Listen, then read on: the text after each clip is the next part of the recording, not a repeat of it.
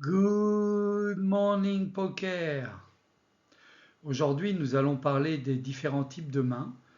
Comme nous avons vu précédemment, il faut évaluer sa main par rapport à celle de nos adversaires et de combiner avec le board pour analyser chaque situation. Nous allons parler d'abord des premières catégories de mains qui sont les paires.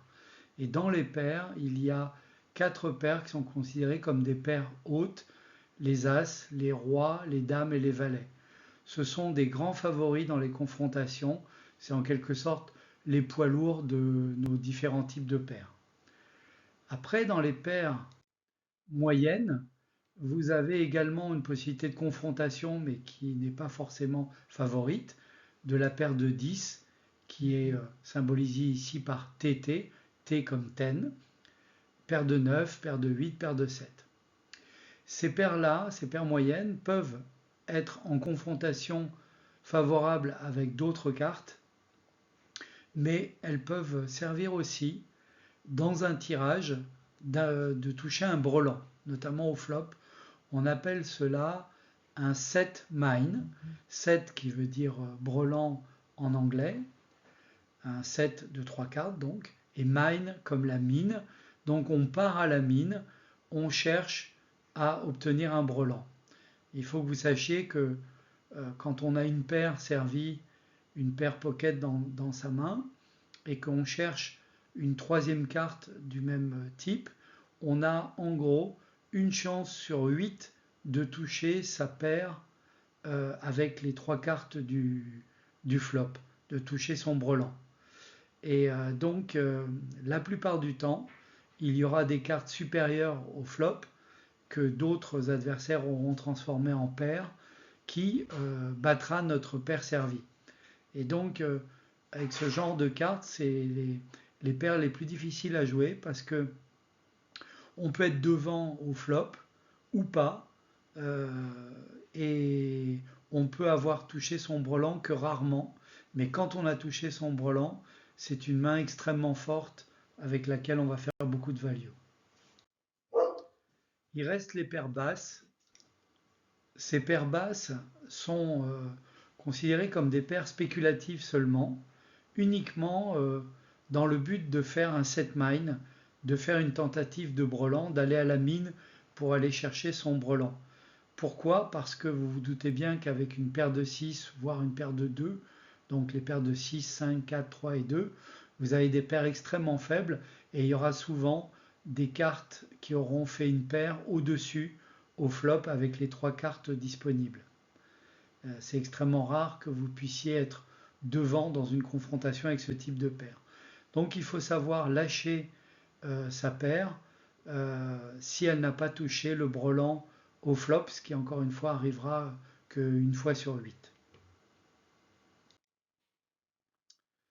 On va parler d'une autre catégorie de cartes très intéressantes qui sont les Broadways. Ça vient du fait qu'il y a des affiches à Broadway et donc ce sont toutes les cartes qui ont une figure sur la carte comme le roi, la dame, le valet, et on a ajouté par cohérence l'as et le 10, ce qui fait le carré que vous avez là. Donc ça va de as-roi jusqu'à as-10, puis roi-dame jusqu'à roi-10, dame-valet, dame-10 et valet-10. C'est ce qu'on appelle les Broadway. Donc quand on a des Broadway et qu'une carte identique apparaît au flop, vous avez des Broadway qui sont très, très bien, comme par exemple As-Roi. Un roi apparaît au flop, et là vous avez la top paire avec le meilleur kicker qui est l'As, et donc vous avez ce qu'on appelle top paire, top kicker. Après, si vous avez par exemple As-Dame et que un As apparaît au flop, eh bien vous avez une paire, mais vous n'avez pas le meilleur kicker parce que vous allez être battu par As-Roi, etc. Donc les Broadway sont des cartes très bien au départ, mais qu'il faut savoir jeter si on est dominé par un autre joueur qui aurait lui-même qui serait rentré dans le coup avec une Broadway et avec des Broadways. Et donc, naturellement, euh, on dit Broadways au pluriel parce qu'il faut en avoir deux au-dessus du 10 ou égal au 10. Et si on n'en a qu'une, ça devient une carte extrêmement difficile à jouer, puisque là, on aura, par exemple, sur un flop Dame 9-4, on aura, imaginons, une Dame avec un 5, eh bien, on aura top pair avec la Dame, mais tous les joueurs qui auront un kicker meilleur que le nôtre, donc des Broadways, des doubles figures, vont être devant et vont être devant pendant probablement tout le coup, sauf si on a la chance de toucher une double paire in extremis avec notre kicker. Les premiums sont ainsi les cartes de confrontation les meilleures. Il s'agit des quatre paires hautes que nous avons vues précédemment, auxquelles on a ajouté As-Roi, suité ou non, on va revenir sur la différence ici. As-Dame également, suité ou non, et As-Valet suité. Donc qu'est-ce qu'une main suitée? Ici représentée par AKS, c'est le petit s, AQS et AJS dans la notation. Ce sont des mains qui sont de la même couleur. Par exemple, As-Roi de cœur, As-Dame de cœur, As-Valet de pique, etc. Donc les mains suitées ont euh, deux cartes de la même couleur, pique, cœur, carreau ou trèfle, et les cartes off-suite, on dit aussi off, comme As-Roi off, As-Dame off, sont des mains où l'As est d'une certaine couleur et le Roi de l'autre, et ainsi de suite. Donc les cartes qui sont suitées ont un léger avantage, puisque elles ont deux potentiels de flush, de couleur, et également, donc ainsi, en cas de confrontation, elles ont la possibilité de faire top pair ou une bonne paire comme les autres premium off suite, mais en plus, elles ont cette possibilité de faire une couleur plus facilement, puisqu'il leur faudra que 3 autres cartes au lieu de 4 pour faire la couleur, contrairement aux mains off suite.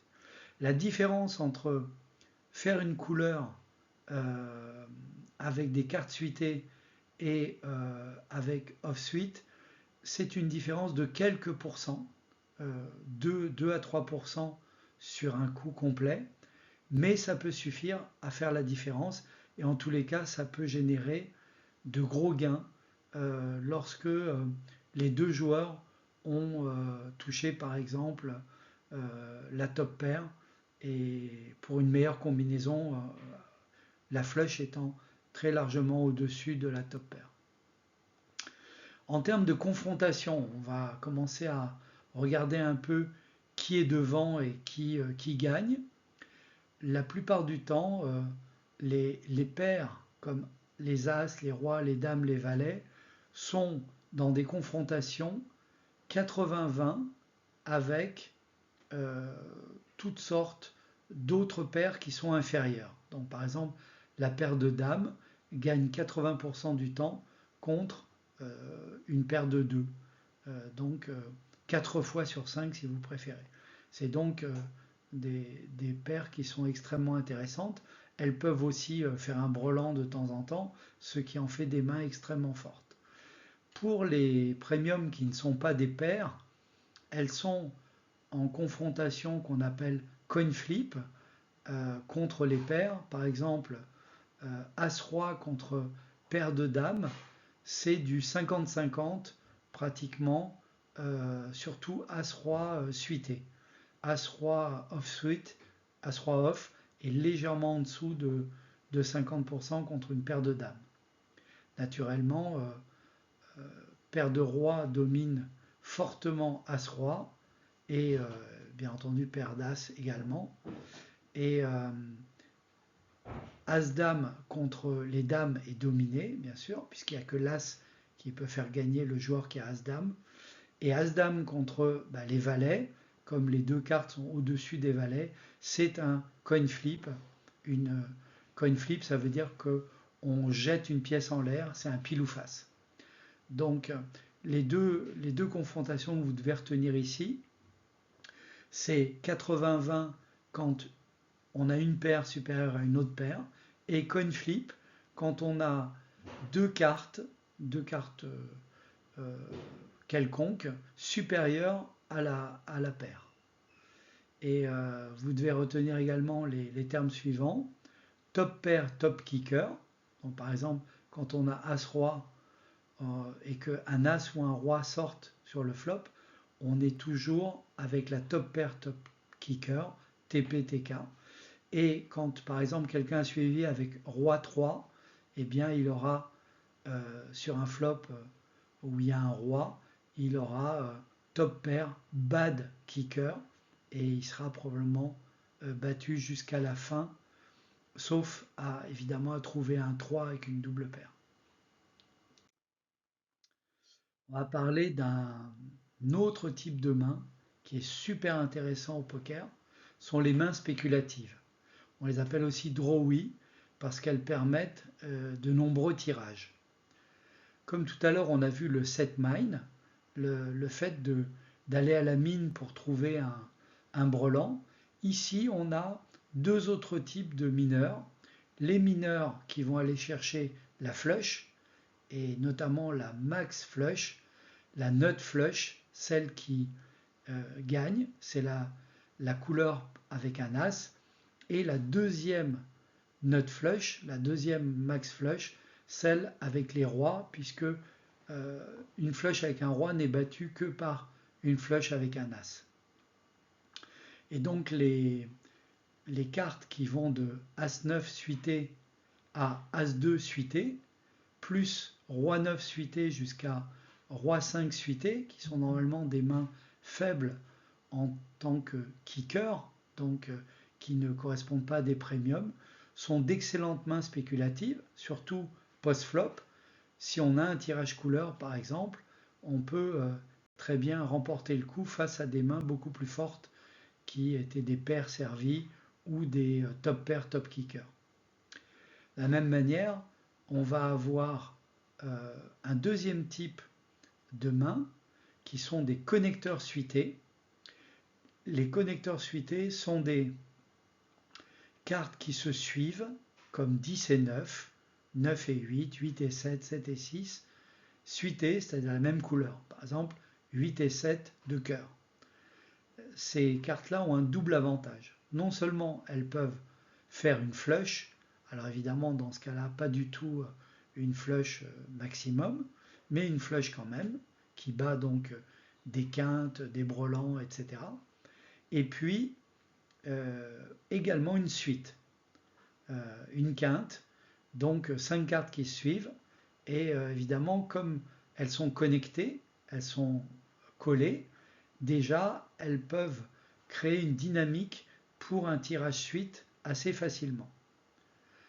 On appelle ça faire un straight mine, c'est-à-dire partir à la mine pour trouver une quinte. On peut aller encore plus loin dans le raisonnement du straight mine en prenant des cartes qui ont un gap. On les appelle les connecteurs gapés. Et toujours on recherche les suités, donc ceux qui sont de la même couleur. On va avoir par exemple Valet 9, 10 et 8, 9 et 7, etc. jusqu'à 5 et 3, qui sont des connecteurs qui ont un trou entre les deux hauteurs de cartes, comme dans 7 et 5, il y a le 6 comme trou, et ce sont des cartes extrêmement spéculatives, mais qui peuvent cacher une suite beaucoup plus facilement parce qu'elles sont trouées. Et par exemple, si on a 7 et 5 et qu'il y a un anodin 6 et 4 au flop, en réalité, on est déjà à 4 cartes de la quinte et c'est assez invisible pour les adversaires. Donc, ce sont des mains spéculatives très, très utilisées et très sympathiques à utiliser. Et il faut arriver évidemment au flop avec ces mains-là. Et donc, toute la subtilité du pré-flop, ça va être de les jouer pour absolument voir un flop. Et ensuite, si on bénéficie de cartes gratuites parce que les gens misent des min-bet ou check, eh bien on continue jusqu'à attraper la nut flush ou la straight qui va battre beaucoup de top pairs, de double pairs, de brelans, etc. Et c'est ce genre de confrontation spéculative qui, lorsqu'elle rentre, vont vous faire gagner de très gros pots. Alors, pour être plus général, il y a 169 mains possibles pocket au départ parmi les deux cartes que vous aurez en main au Texas Hold'em. Pourquoi 169? C'est facile, il y a 13 cartes, 13 auteurs de cartes de As jusqu'à 2 et il y a deux cartes, donc 13 x 13 ça fait 169. On ne va pas vous faire vérifier toutes les tables de multiplication, vous devez me croire sur parole, et vous pouvez le faire avec votre téléphone si vous ne me croyez pas. Enfin, donc 169. Alors, ensuite, il y a des mains plus ou moins fortes en termes de confrontation. Et là, on parle dans une table avec, en full ring, par exemple, avec 9 joueurs. Dans une table avec 6 joueurs, c'est un peu différent, mais pas trop. Et dans une table avec 2 joueurs en heads-up, c'est assez différent, mais retenez quand même cette grille-là des 169 mains de départ.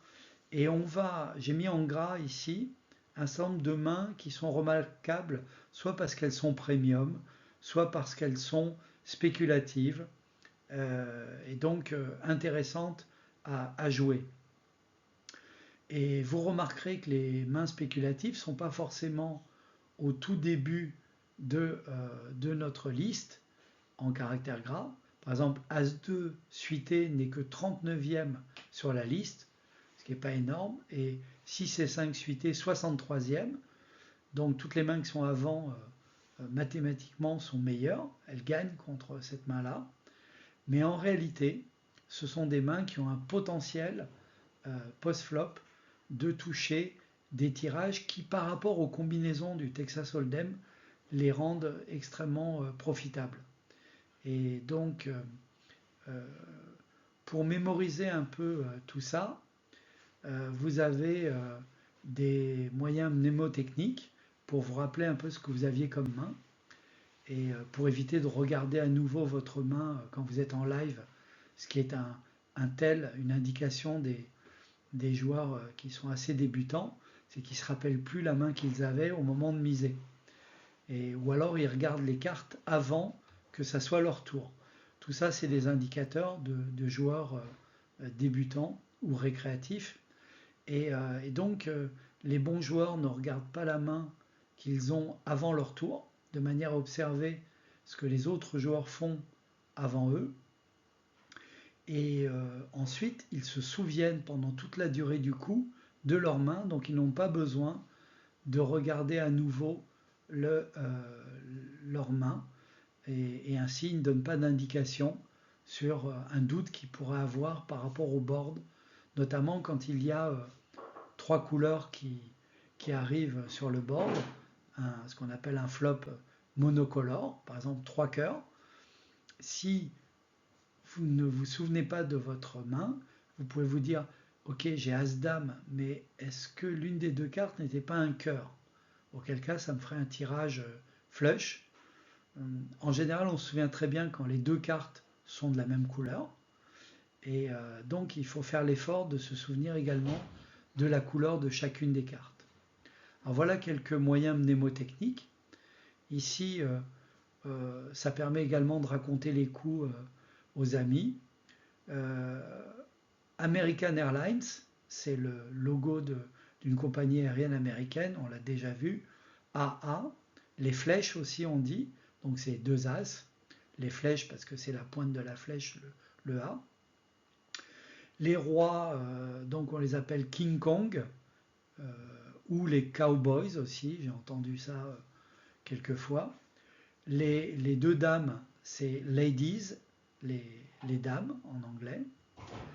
Les valets, c'est Jack, donc Jack in the box, valet dans la main. dans la poche, dans la boîte. As-Dame, une main super intéressante. Et c'est une main qui était maudite par un grand champion qui était Doyle Bronson. Et donc, comme Doyle Bronson venait du Texas, donc on l'a appelé Doyle, Texas Dolly.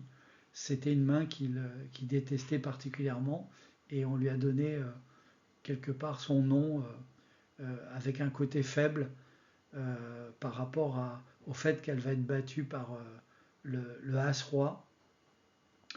Et donc voilà, As-Dame, Texas Dolly. Mariage, pourquoi? Parce que le roi et la reine, King et Queen, donc sont mariés, et donc une main roi-dame, c'est un mariage.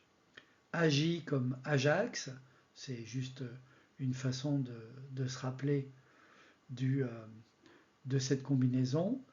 Kaji, ça c'est pour les anciens, c'est Kojak, c'était un feuilleton où il y avait un détective qui s'appelait comme ça, Telly Savalas, c'est donc Kojak, K-J, Kojak. Top 10, très facile, c'est 2-10, et il se trouve que vous voyez que c'est la 10e main la plus forte. Donc top 10, le 10 se trouve dans les 10 mains les plus fortes du jeu. On remarquerait par exemple que la main numéro 7, mariage assorti, King Queen suité et Kojak suité, sont des mains que j'ai pas mis en caractère gras parce que ce sont des mains qui sont souvent dominées, notamment quand elles font top pair et elles sont dominées par des As-Roi, des As-Dames, euh, des Rois-Dames par rapport à Kojak et ainsi de suite. Ensuite, on a justement la fameuse main As-Roi, que certains appellent Anna Kournikova, c'est ses initiales, et que Doyle Bronson appelait Big Slick, le grand dérapage, parce que c'est une main qui a l'air très forte, qui est très forte. As-Roi suité, par exemple, est quatrième, mais en réalité, et As-Roi off n'est que 11e. Pourquoi?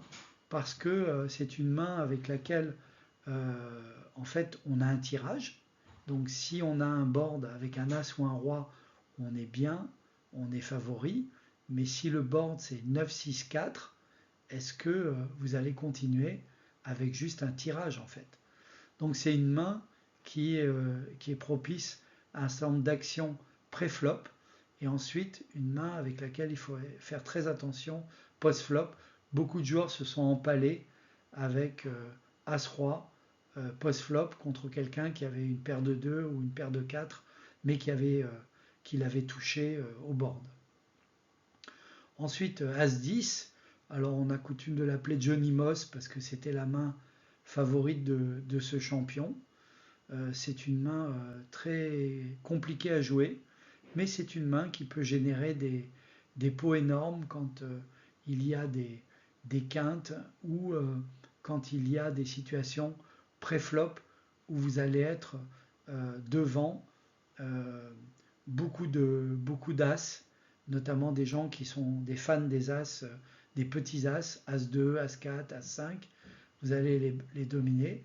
Et puis aussi, c'est une main qui est en simple coin flip, 50-50 contre toutes les paires à partir de la paire de 9. Une main horrible à jouer, Maverick, du nom du film, du héros du film, euh, qui est un film sur les cartes où il joue avec, je vous spoil pas, je vous divulgage pas, Dame Valet, c'est sa main favorite. Et donc Maverick, qui veut dire en anglais anticonformiste, euh, joue cette main. Voilà. Je vous en dis pas plus, regardez le film. Et donc c'est une main qui est très compliquée à jouer parce que imaginez que vous touchez top pair, par exemple un flop Dame 9-4, ok super, j'ai top pair, ou un flop Valet 5-2, ok j'ai top pair, il n'y a pas de grand danger, etc. Mais en fait, n'importe qui a des Broadway supérieurs, par exemple roi-dame dans le cas de le flop avec la dame, as-dame évidemment. Le flop avec un valet, n'importe quel, euh, valet supérieur comme Kojak, Ajax, etc., vous battent. Et donc c'est une main où il ne faut pas s'emballer, il faut être assez précautionneux avec cette main. C'est une main très délicate à jouer. Voilà. Elle est assez loin dans le classement, puisque suitée, elle est qu'en 13e position. Voilà. Et donc, elle ne représente pas une main très très favorable à jouer, sauf évidemment quand il reste très très peu de joueurs et que vous êtes dans une situation euh, basse avec un shallow stack. En quel cas, c'est une excellente main de push. Ensuite, on a Jet, JT, ça fait Jet. Ensuite, Gretzky, paire de 9. Pourquoi? Parce que c'était le maillot du champion de hockey sur glace. Et on termine dans le haut du classement des 75 meilleures mains avec Deadman, As-9. C'est une main qui a été jouée et qui a fait un full et il a été accusé de triche. Ça a dégénéré, ils ont sorti les revolvers. C'était au Far West et donc le gars est mort et il a montré, on voit sa main et c'est As-9. En fait, il avait exactement, il y avait plus de cartes. C'était un poker fermé à 5 cartes. Bon, là, on a pris l'habitude d'appeler le As-9 Deadman. C'est une main qui est tout à fait charnière dans vos mains. C'est la première main avec les As que vous allez hésiter à jouer dans les positions, dans les early positions, dans les premières positions de parole, parce que c'est une main qui va être dominée par tous les As qui ont un meilleur kicker évidemment. Et donc c'est une main où vous allez être un peu dead. La suite du classement jusqu'à la 169e main, une main très connue, parce que Doyle Bronson a gagné 2 fois les World Series of Poker de suite avec cette même main comme dernière main du heads-up qu'il a eu contre son adversaire. Donc 10 et 2. Donc on a coutume d'appeler 10 et 2 une Doyle. C'est tout à fait une bouse comme main, parce qu'on ne peut pas faire beaucoup de quintes avec ça. Il faut vraiment attraper toutes les cartes autour du 10 ou autour du 2. Et il y a trop d'écart entre les deux. Et puis, c'est qu'une hauteur 10, quoi. Mais en heads-up, c'est pas mal. En tous les cas, ça lui a permis de gagner 2 fois à la fin. Et donc, en souvenir de ça, c'est la deuxième main qu'on appelle du nom de Doyle Bronson. Donc voilà, on dit une Doyle. Ensuite, la main la plus nulle au Texas Hold'em, c'est pas 3 et 2, comme on pourrait l'imaginer, qui n'est pas très haute dans le classement, mais qui a des potentiels de quinte. 3 et 2 est 159e. Mais 7 et 2, on l'appelle la main des gens qui boivent de la bière, c'est-à-dire des gens qui ne sont pas très attentifs en fait au jeu. Parce que tout simplement il y a beaucoup d'écart entre 7 et 2. Donc il faudrait avoir des choses comme 6, 5, 4, 3 au flop pour faire une quinte, ou alors juste un 7 et un 2 pour faire deux paires. Donc c'est la main qui est la plus, en off-suite hein, bien sûr, c'est la main qui est la plus difficile de tout le poker, qui est la plus mauvaise. C'est celle qui perd le plus dans toutes les simulations, dans toutes les confrontations. Quelques mains aussi pour donner des noms à des mains dont le kicker est trop faible. Vous avez Jackson 5, comme les Jackson 5, J5. Et puis après, vous avez tous les crabs. Les trois, quand on les penche, en regardant les cartes, on dirait un crabe qui marche. Et donc on dit King Crabs pour Roi 3, Queen Crabs, Jack Crabs, Ace Crabs, etc. Donc tout ce qui est crabs. Et quand on a paire de 3, on dit crabs. Voilà. Toutes ces cartes sont des merguez, des bouses, sont des cartes que vous n'allez pas jouer, sauf dans des circonstances spéculatives ou dans des cas extrêmement précis où vous allez voler les blindes, par exemple, on y reviendra, ou lorsque vous êtes face à des joueurs extrêmement timorés et vous êtes en position et vous faites un continuation bet, on va voir aussi ce genre de tactique. Bref, quand on rentre dans un coup avec n'importe quelle carte, on dit aussi any two, n'importe lesquelles, et il y a des situations où vous pouvez rentrer dans un jeu any two. On va commencer à parler des confrontations, et je vous ai dit que l'essentiel au poker, c'était de savoir si vous étiez devant ou pas par rapport à la situation pré-flop et la situation sur le board après post-flop. Je vous donne déjà une première confrontation qu'il faut absolument connaître. C'est une paire contre une autre paire inférieure. Les chances de l'emporter pour la paire de dames ici, pour les ladies, par rapport aux crabs, paire de 3, est de 80-20. C'est-à-dire que sur 5 coups, 4 fois la paire de dames va gagner et une fois la paire de 3 va gagner.